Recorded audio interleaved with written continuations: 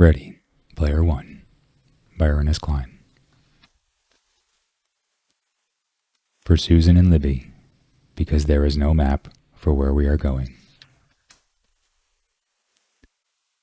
Everyone my age remembers where they were and what they were doing when they first heard about the contest.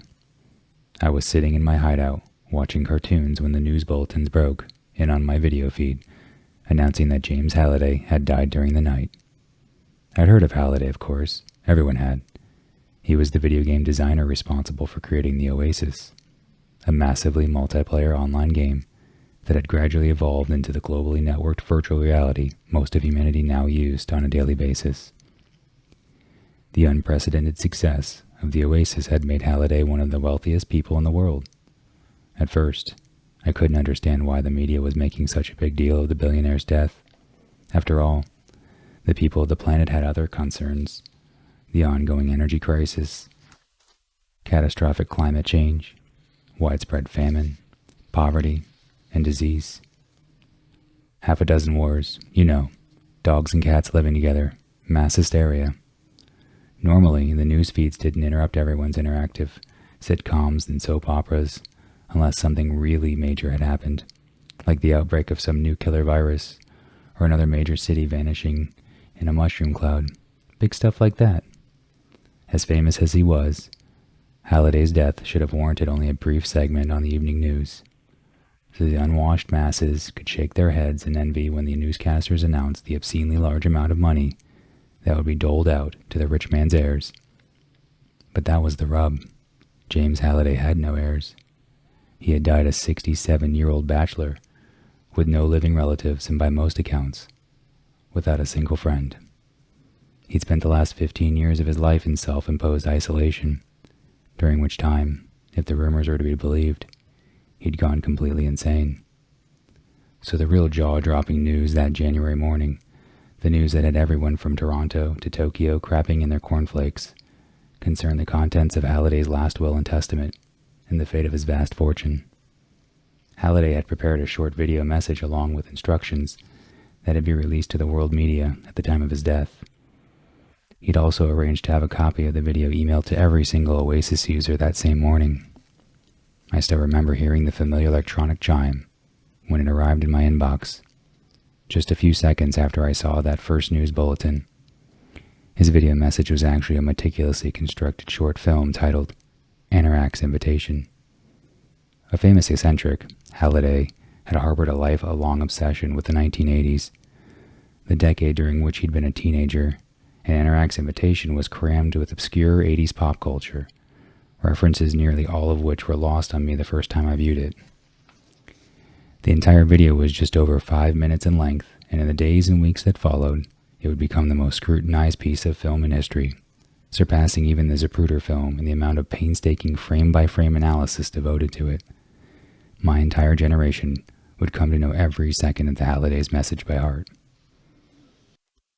Anorak's Invitation begins with the sound of trumpets, the opening of an old song called Dead Man's Party. The song plays over a dark screen for the first few seconds, until the trumpets are joined by a guitar, and that's when Halliday appears. But he's not a 67-year-old man ravaged by time and illness. He looks just as he did on the cover of Time magazine back in 2014. A tall, thin, healthy man in his early 40s, with unkempt hair and his trademarked horn-rimmed glasses. He's also wearing the same clothing he wore in the Time cover photo, faded jeans and a vintage Space Invaders t-shirt. Halliday is at a high school dance being held in a large gymnasium. He's surrounded by teenagers whose clothing, hairstyles, and dance moves all indicate that the time period is the late 80s. Halliday is dancing too, something no one ever saw him do in real life. Grinning maniacally, he spins in rapid circles, swinging his arms and head in time with the song, flawlessly cycling through several signature 80s dance moves. But Halliday has no dance partner. He is, as the saying goes, dancing with himself. A few lines of text appear briefly at the lower left-hand corner of the screen, listing the name of the band, the song's title, the record label, and the year of release. As if there were an old music video airing on MTV. Oingo Boingo, Dead Man's Party, MCA Records 85. When the lyrics kick in, Halliday begins to lip sync along, still gyrating, all dressed up with nowhere to go, walking with the dead man over my shoulder. Don't run away, it's only me.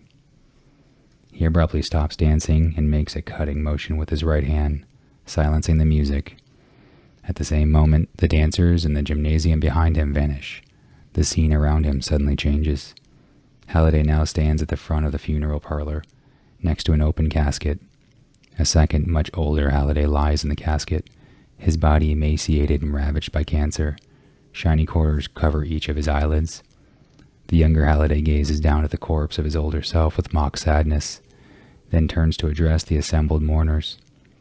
Halliday snaps his fingers and a scroll appears in his right hand. He opens it with a flourish, and it unfurls to the floor, traveling down the aisle in front of him. He breaks the fourth wall, addressing the viewer, and begins to read, I, James Donovan Halliday, being of sound mind and disposing memory, do hereby make, publish, and declare this instrument to be my last will and testament, hereby revoking any and all wills and cockdiddles by me in any time herefore made. He continues reading faster and faster, plowing through several more paragraphs of legalese until he's speaking so rapidly that the words are unintelligible. Then he stops abruptly. Forget it, he says. Even at that speed, it would take me a month to read the whole thing. Sad to say, I don't have that kind of time. He drops the scroll and it vanishes in a shower of cold dust. Let me just give you the highlights. The funeral parlor vanishes and the scene changes once again. Halliday now stands in front of an immense bank vault door.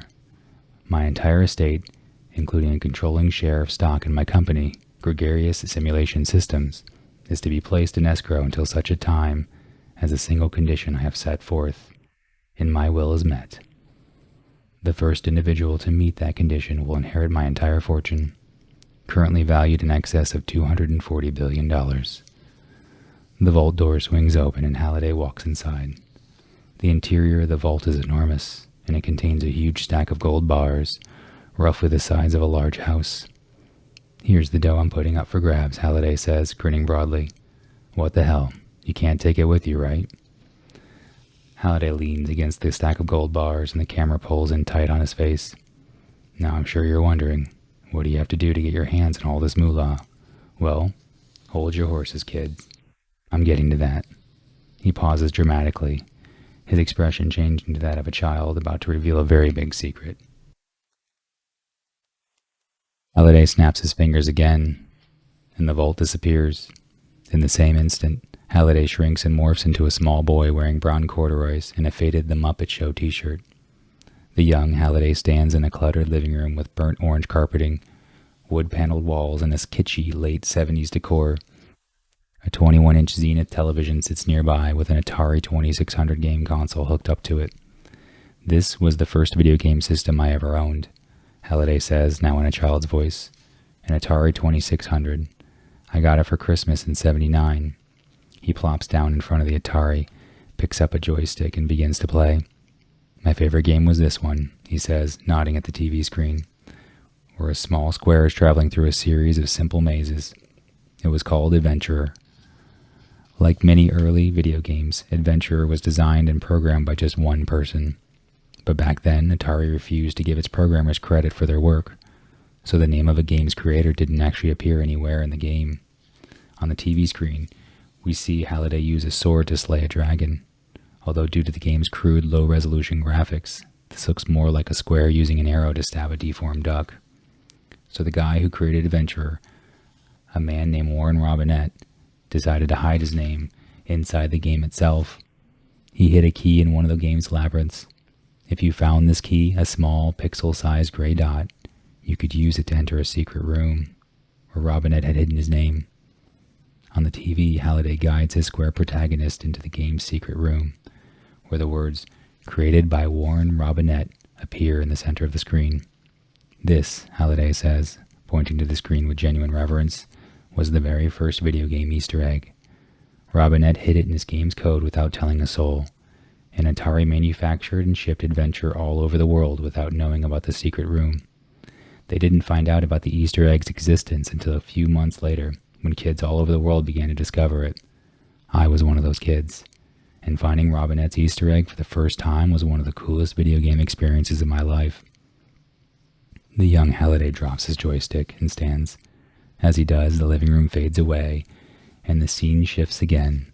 Halliday now stands in a dim cavern, where light from unseen torches flickers off the damp walls. In the same instant, Halliday's appearance also changes once again, as he morphs into his famous Oasis avatar, Anorak, a tall, robed wizard with a slightly more handsome version of the adult Halliday's face, minus the eyeglasses. Anorak is dressed in his trademark black robes, with his avatar's emblem, a large calligraphic letter, A, embroidered on each sleeve. Before I died, Anorak says, speaking in a much deeper voice, I created my own Easter egg and hid it somewhere inside my most popular video game, the Oasis. The first person to find my Easter egg will inherit my entire fortune. Another dramatic pause. The egg is well hidden. I didn't just leave it lying under a rock somewhere.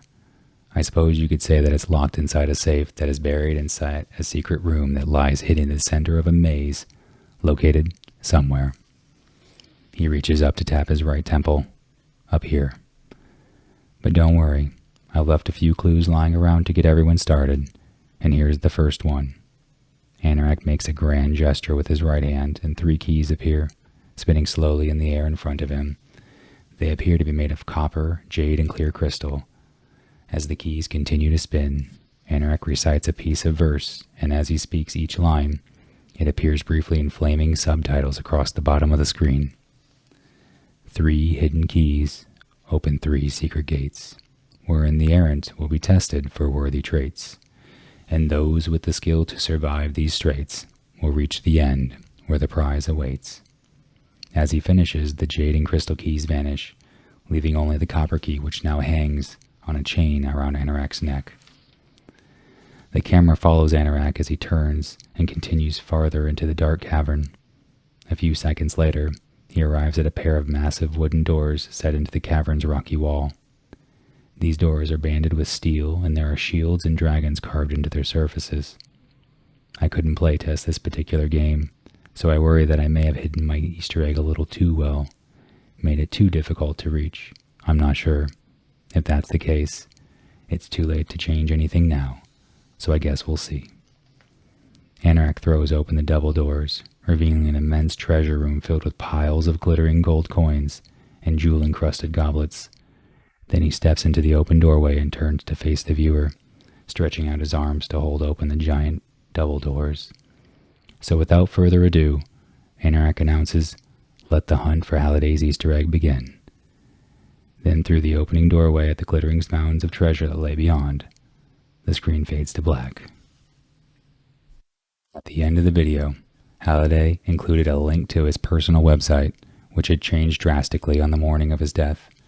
For over a decade, the only thing posted there had been a short looping animation that showed his avatar, Anorak, sitting in a medieval library, hunched over a scarred work table, mixing potions and poring over dusty spellbooks, with a large painting of a black dragon visible on the wall behind him. But now, that animation was gone, and in its place there was a high-score list like those that used to appear in old coin-operated video games.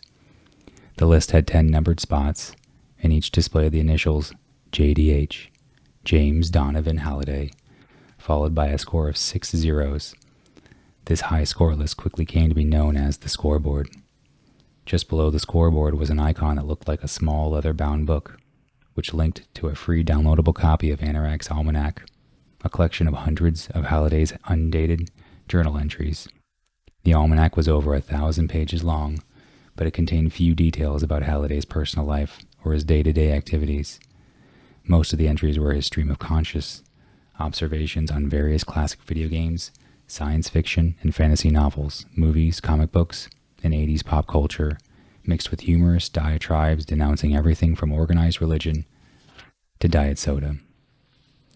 The hunt, at this contest came to be known, quickly wove its way into global culture. Like winning the lottery, finding Halliday's Easter egg became a popular fantasy among young adults and children alike. It was a game anyone could play, and at first there seemed to be no right or wrong way to play it. The only thing Anorak's almanac seemed to indicate was that a familiarity with Halliday's various obsessions would be essential to finding the egg. This led to a global fascination with 80s pop culture. 50 years after the decade had ended, the movies, music, games, and fashions of the 80s were all the rage once again. By 2041, spiked hair and acid-wash jeans were back in style, and covers of hit 80s pop songs contemporary bands dominated the music charts. People who had actually been teenagers in the 80s, all now approaching old age, had the strange experience of seeing the fads and fashions of their youth embraced and studied by their grandchildren. A new subculture was born, composed of millions of people who now devoted every free moment of their lives to searching for Halliday's egg. At first, these individuals were known simply as egg hunters, but this was quickly truncated to the name Gunters. During the first year of the hunt, being a Gunter was highly fashionable, and nearly every Oasis user claimed to be one. When the first anniversary of Halliday's death arrived, the fervor surrounding the contest began to die down. An entire year had passed and no one had found anything. Not a single key or gate. Part of the problem was the sheer size of the Oasis. It contained thousands of simulated worlds where keys might be hidden, and it could take a Gunter years to conduct a thorough search of any one of them. Despite all the professional Gunters who boasted on their blogs that they were getting closer to a breakthrough every day, the truth gradually became apparent. No one really even knew exactly what it was they were looking for, or where to start looking for it. Another year passed, and another. Still nothing. The general public lost all interest in the contest. People began to assume it was all just an outlandish hoax perpetrated by a rich nut job. Others believed that even if the egg really did exist, no one was ever going to find it. Meanwhile, the Oasis continued to evolve and grow in popularity, protected from takeover attempts and legal challenges by the ironclad terms of Halliday's will and the army of rabid lawyers he had tasked with administering his estate. Halliday's Easter egg gradually moved into the realm of urban legend, and the ever-dwindling tribe of Gunters gradually became the object of ridicule. Each year, on the anniversary of Halliday's death, newscasters jokingly reported on their continued lack of progress, and each year more Gunters called it quits, concluding that Halliday had indeed made the egg impossible to find. And another year went by, and another. Then, on the evening of February 11th, 2045, an avatar's name appeared at the top of the scoreboard for the whole world to see. After 5 long years, the copper key had finally been found by an 18-year-old kid living in a trailer park on the outskirts of Oklahoma City. That kid was me. Dozens of books, cartoons, movies, and miniseries have attempted to tell the story of everything that happened next, but every single one of them got it wrong. So I want to set the record straight, once and for all.